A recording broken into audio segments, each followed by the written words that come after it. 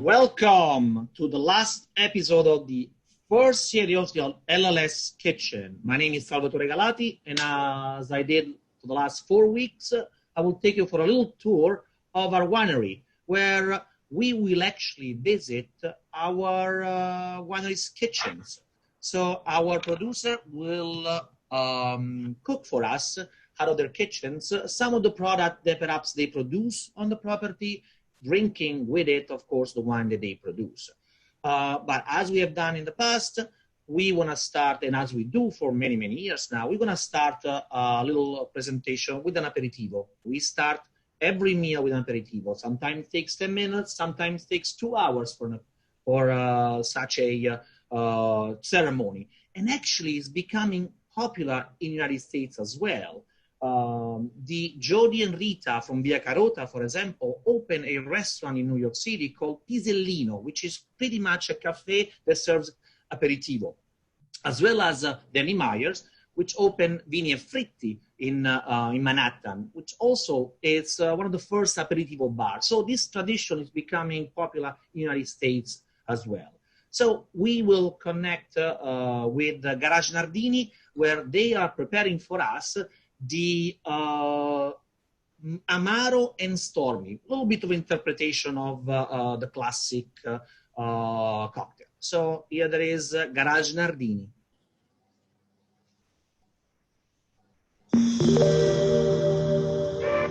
Hi everybody, welcome to Garage Nardini. My name is Massimo Tonini. I'm the Managing Director with Distilleria Nardini, and I'm here today with Nick Scatola. He is the resident bartender with Garage Nardini. We're going to drive you through this journey with LLS Kitchen.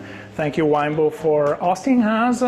We'll be showcasing some of the most iconic recipes of this beautiful bar with all the expertise of Nick. We're here with Nick with a signature cocktail directly from Nick. It's called Amaro and Stormy. Yes. So Amaro Nardini is quite a classic within our portfolio in the US. What is this take on a stormy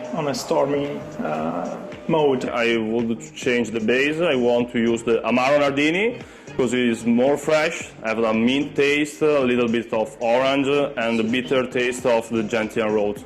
And for this reason, it's a very good pairing with a lime juice. Okay, I don't want to change the other ingredient of the cocktail because for me it's good matching. Lime with our Amaro and top with ginger beer, a spicy note. Let's go for it. Yes. What's this? Perfect glass? Tumbler, okay, but high tumbler, not short, okay, for a long drink, because the Amaro and Stormy is a long drink. Okay, I chill the glass, put the ice, like always. Proportions, how many ounces of Amaro? 1.5. And Amaro is perfect for this kind of drink, because I have all quality that I want to have a summer cocktail. So 1.5 ounces of Amaro, and how many ounces of fresh lime? 3/4 of lime juice. Lovely. Okay. What's next? Ginger And what's beer? next? Yes. Top ginger beer. It's more simple. It's not difficult. It's for all. Lovely. Perfect for home consumption, summertime, Yes. refreshing. How do you garnish? The garnish is more simple. Is a lime wheel. Okay, dehydrated. Okay, yes. And 1 sprig of mint. Lovely. Go for it. Well done. Lime wheel. And to finish, I use the spring mint. And this is the Amaro Stormy. Please. Let's go for it. Oh, lovely flavor. The taste is more summer. It's more citrus. And with the mint note, for me, is perfect. Oh God, we need a swimming pool now. It's perfect. Well done. Yes. Well executed. Thank Signature you. cocktail by Nick. Thank you. Thank you. Bye For bye. being with us. Enjoy. Enjoy.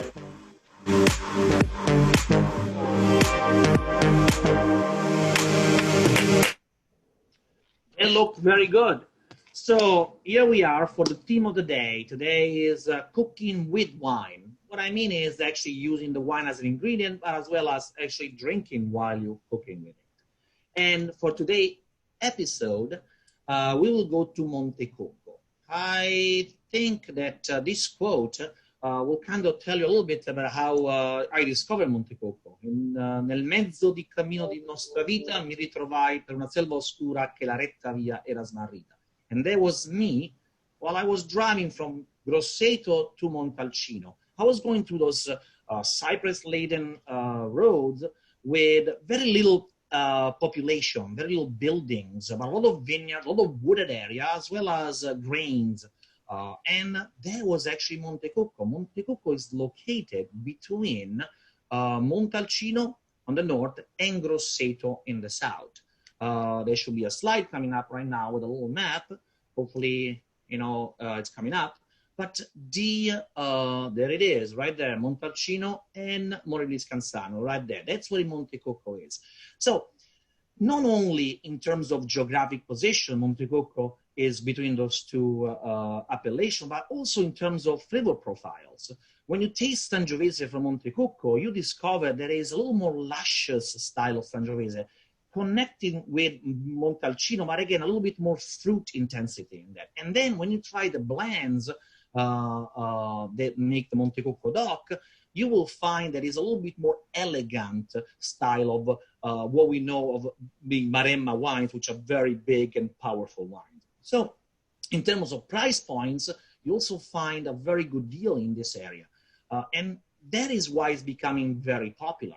Wines from Bolgheri, for example, as well as Montalcino are not only expensive, but also rare. So people are looking into those particular appellations to get some of the flavor profiles that can discover in Bolgheri as well as in Montalcino.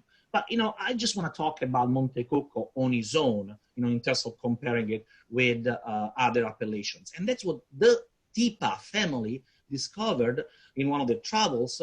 They are originally from Switzerland, but they stopped in Montecucco and fell in love with the area. In fact, they pretty much bought the castle of Montecucco. And they are pioneering and showcasing the virtue of the particular appellation across Italy. And now they want to export it. They've been started exporting also in the United States. So we have with us today Federico Arser, which will be leading us through with Alessio Bontà. That's a great last name, by the way. Bontà means good. And he will be cooking for us from the kitchen at ColleMassari. Ciao Federico, ciao Alessio, how are you? Ciao, buongiorno. Ciao. We are very, very well. Thank you. And thank you for this opportunity. We are now here in the kitchen of the ColleMassari resort. And we are ready to show you, our recipe together with the wine. I'm Federico, and I'm the export manager from ColleMassari, and as Salvatore said, I'm here with the chef Alessio. And so basically you give a very good introduction to Montecucco. We are based in this quite unknown, I would say, denomination, but we are next door to Montalcino, that I think everyone knows or have heard about.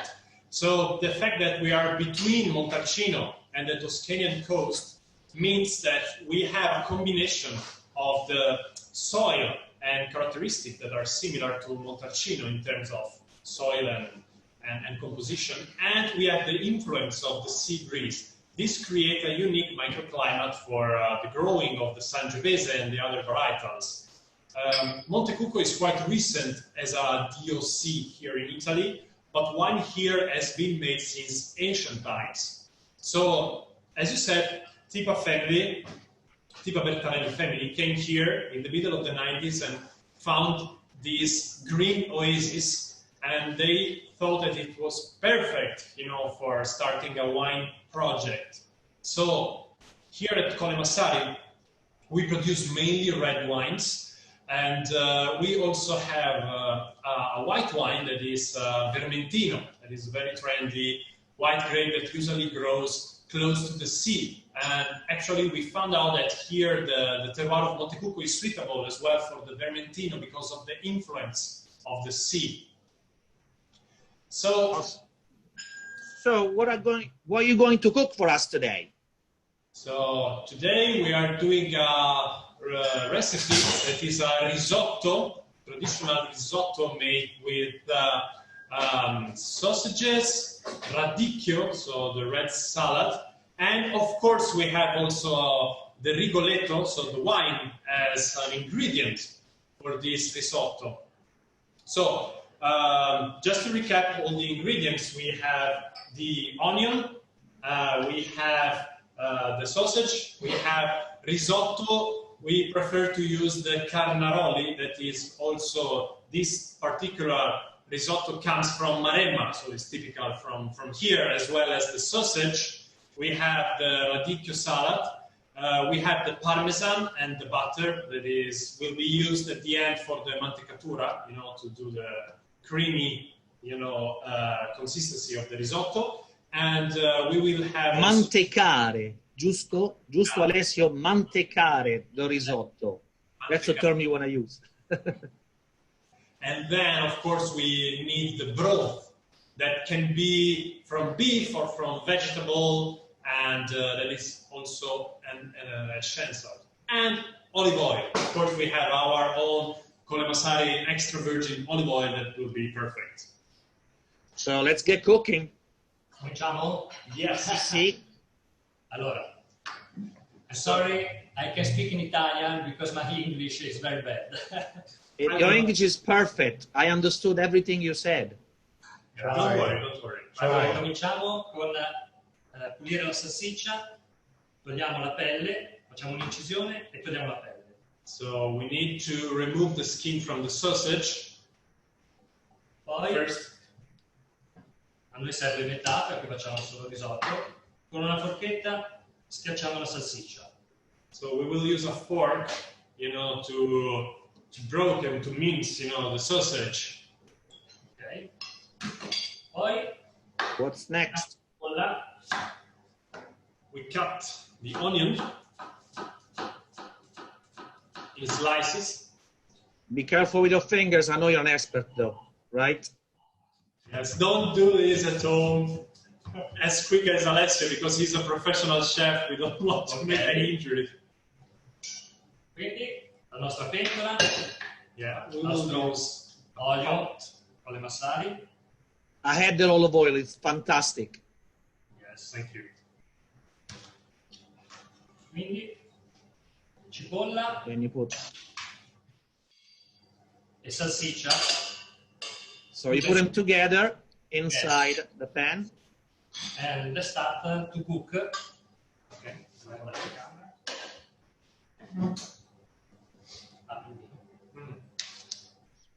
So you put it in a high heat or low heat when you cook the sausage, like that. No, un fuoco medio perché dobbiamo Medium. friggere sia la cipolla e deve cuocere anche la salsiccia. I would say yes, it's a medium Medium. fire, Okay. yes, medium heat, because we need to stir fry, let's say, the onion together with the sausage. If it's too high, you run risk to Burn the sausage and the onions. Facciamo soffriggere e cominciamo la cottura del riso. Qui What abbiamo- about the radicchio? Is that the last thing you put in? Yes, it's a garnish, and we don't need to cook it, so we will put it just at the end instead of parsley. I understand. Possiamo mettere il risotto e bagniamo.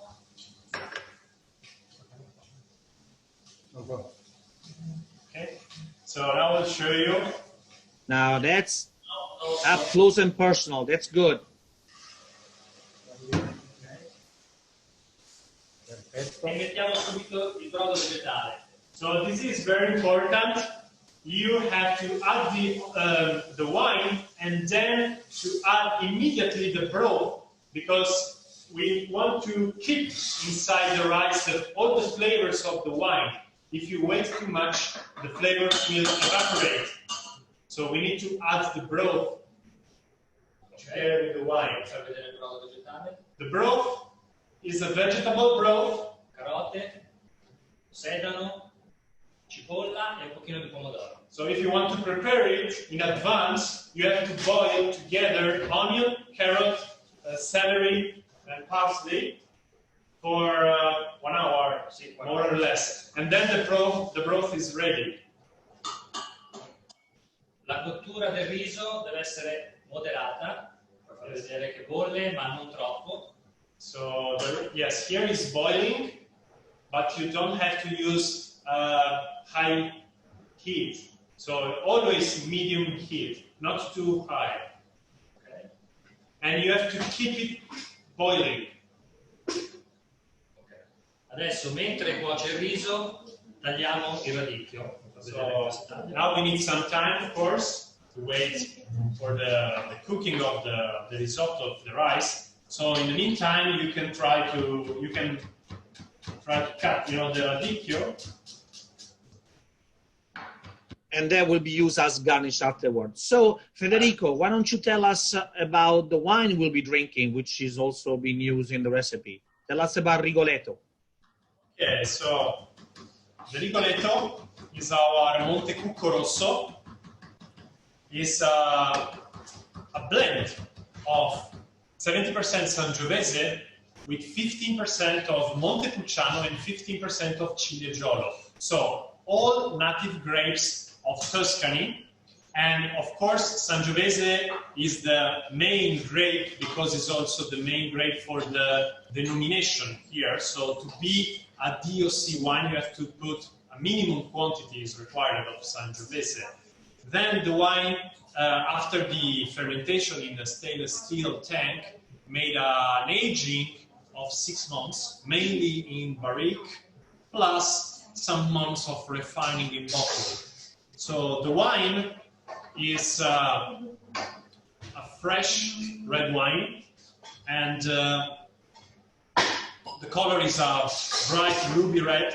We have an intense nose of red fruits with some spicy notes on the mouth. The wine is fresh but smooth. So the main characteristic of our Sangiovese, so that is quite close to Montalcino, so we can compare the two Sangiovese. Here we have, as you said also in the introduction, more juicy wines, and here we have smoother tannins. So we have a wine that keeps the typical acidity of the Sangiovese that is important because it gives you this fresh and young taste, but with smoother tannins. So the wine is very balanced and it's very nice to drink. Even now in summertime, you can chill it a little bit and it will be amazing.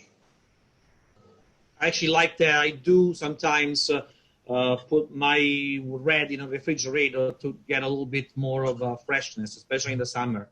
So yeah, that's great advice. So here you see a little bit of the recap of the recipe. This card will also available on our Facebook pages, and you can print it and replicate the steps that Alessio is doing. And if you want to go buy the wine, here where you can find it. Again, those are information all available on our Facebook page. There is also the ability to review the video for eternity. Things live on Facebook forever, So, but yeah, there is. So how are we with the risotto? I know you have an accelerated version of this, right? Now we will do the last part of the recipe that is very important. So it's the mantecatura that was mentioned before. So actually, this is the characteristic of the Italian risotto. Let's just show what is doing Alessio. So to do the mantecatura, basically you have to add butter. So just a little bit of butter, like 1 spoon of butter, and Parmesan.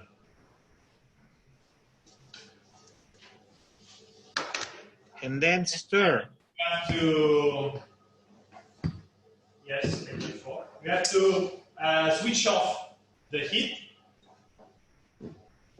and then you wait a little bit, and the rice is ready. So now we will see the final result. And basically, what we have to do, the mantecatura, is to obtain a creamy consistency that is very typical of the risotto.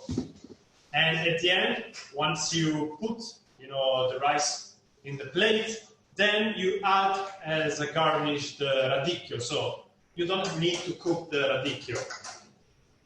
So, yes, please. Getting hungry. I think I can smell it from here. Don't know why. Just my head telling me that I should be smelling it. But wow, that looks great. Who's gonna taste it first? Where is Martin? I will do the first. So, Buon appetito. Buono, molto buono. Is delicate, but full of taste. And of course, with a glass of Rigoletto.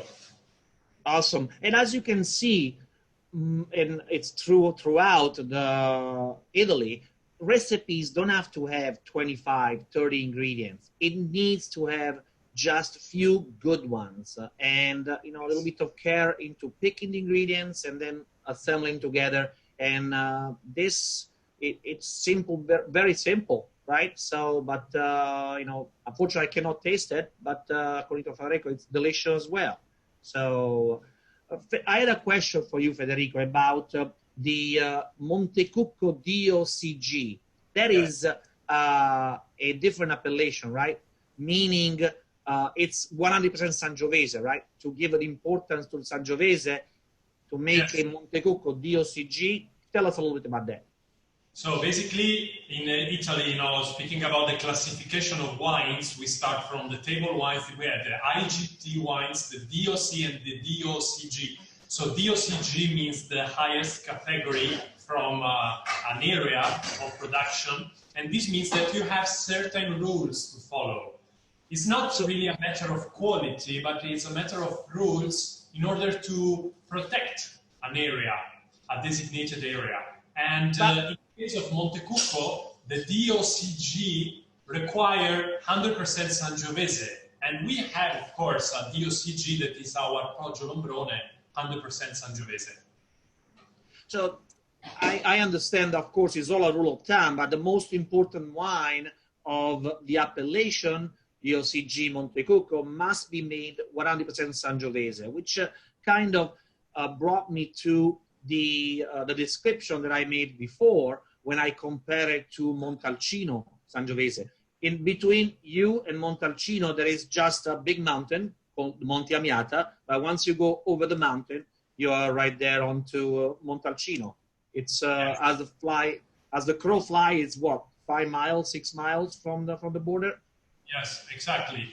Our vineyards are on slopes facing this Monte Amiata, that is an extinct volcano, and this is also important because it, thanks to this, let's say, volcano, we have this influence in the soil that gives a very peculiar minerality to our wines, and this is even more easy to find in the Vermentino, in the white wine. Oh, interesting. Yeah, no, I tasted the Vermentino while I was on the property. Of course, now we bring it in, but it's delicious, delicious, very refreshing. All right, so this, you want to have a little toast with your friends? Who you have on the property right now? Is Martin available? Can we see him? Martin is behind the camera, so it's our... I see. And I know that you have a... Yeah, we would like to give you an overview of the Montecucco resort, because now it's sunset here and there is a perfect light. So maybe you want to have a look. Let's go for a walk. Yes. At least you can. In Italy, you can go out and be normal somehow. Here we still have a little bit of restrictions. pity that we are not able to travel, but this is just to give you a big hug, like It's beautiful. You even have an amphitheater on the property, don't you? yes, we're full of olive trees here. So first is the wine, because it's I think the most traditional product from Tuscany, and second is the oil, and then we have the meat, of course. But you also have music on the property, right? You have a series of concerts on your own amphitheater, which Yes. Was built by Mrs. Tipa just because she was tired of throwing concerts down in the cellars, my understanding, right? Yes, correct. Now, of course, in summertime, we used to have a piano festival, a music festival, but of course, due to the situation, we had to cancel it. But yes, we hope that next year we will be able to host many events. All right, thank you very much, guys. I appreciate it. Oh, look, a guy running, little guy running. So this was, thank you, Alessio. Thank you, Federico. Thank you, Martin. This was the last episode of the season 1 of LLS Kitchen. We will come back in September with many, many more chefs and producers trying to showcase a little other skills, not just the winemaking skills. And until next time, buon appetito, arrivederci. Ciao. Ciao.